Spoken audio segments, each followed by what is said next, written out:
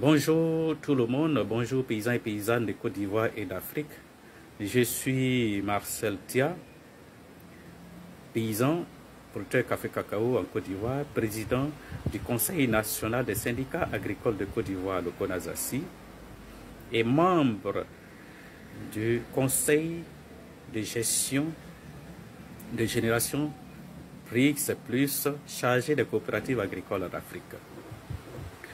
Nous sommes aujourd'hui lundi 8 juillet 2024 et nous parlons des difficultés des organisations professionnelles agricoles en Côte d'Ivoire et particulièrement dans la filière café-cacao.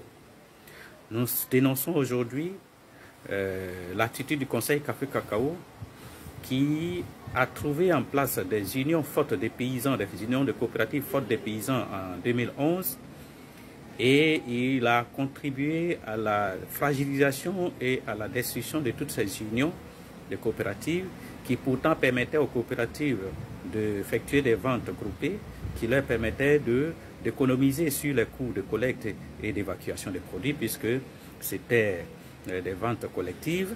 Donc les charges étaient réparties un peu sur tout le monde au lieu qu'une seule structure supporte les charges de collecte et d'évacuation.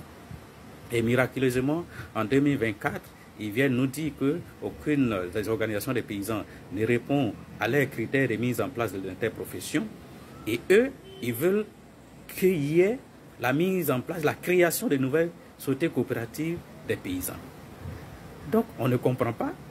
Soit vous permettez que les unions de coopératives qui existaient avant, vous leur donnez les moyens pour se restructurer, ou bien vous ne faites rien du tout. Sinon, on ne peut pas procéder à la destruction, à la fragilisation des unions de coopératives des paysans et dire que les unions-là n'ont pas le droit de commercialiser. Et puis aujourd'hui, vous-même, vous voulez mettre des unions de coopératives en place pour que ces unions-là commercialisent maintenant. Mais qu'on nous prenne au sérieux. Donc, nous ne sommes pas d'accord aujourd'hui, nous ne sommes pas d'accord demain, qu'ils fassent en sorte que les unions de coopératives, les syndicats des paysans, les associations des paysans qui existent déjà depuis belle lurette, que ces organisations des paysans-là soient encadrées, soient appuyées financièrement pour que, avec les équipements nécessaires, pour les rendre opérationnels et les amener à l'interprofession. Parce que l'interprofession, c'est l'affaire des paysans. On parle de l'interprofession comme si la Côte d'Ivoire ne produit rien du tout. Mais s'il y a plus de 2 200 000 tonnes de cacao qui sont produits chaque année, c'est que nous, les paysans, on est là.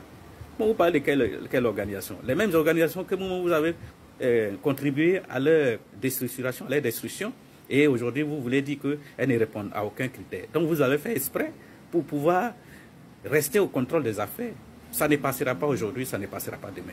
Donc il faut que notre message puisse arriver aux oreilles de tous les décideurs de la Côte d'Ivoire et du monde entier pour comprendre que nous, les paysans de Côte d'Ivoire, ne sommes pas d'accord avec. Et nous ne sommes pas associés au paiement de caution de quelconque candidat au présidentiel de 2025. Donc tous ceux qui s'adonnent à cela ne représentent pas les producteurs café-cacao de Côte d'Ivoire. On ne se reconnaît pas dedans parce qu'on n'est pas associés. Nous tous, on n'est pas associés. Nos organisations sont apolitiques. Ce n'est pas possible, ce n'est pas normal que des paysans aillent payer la caution d'un candidat et laisser les autres candidats. Ce n'est pas possible. Et on ne peut pas l'admettre et on n'acceptera pas ça. Donc nous voulons dire que nous ne sommes pas associés à cela. Les paysans café-cacao de Côte d'Ivoire ne sont pas concernés au paiement de la caution d'un quelconque candidat aux élections présidentielles de Côte d'Ivoire en 2025. Cette précision mérite d'être faite. Ça ne concerne pas les paysans, ni aujourd'hui ni demain. Voilà le message que nous voulons faire passer pour que le monde entier sache que ce ne sont pas les paysans, mais c'est plutôt le DG du Conseil café-cacao qui veut couvrir sa mauvaise gestion et les centaines de milliards qu'il a détournés au niveau de la filière café-cacao et rester à la tête pour ne pas que la filière café-cacao soit auditée. Voilà la triste réalité. Donc, ceci étant, merci et excellente semaine à tous et à toutes.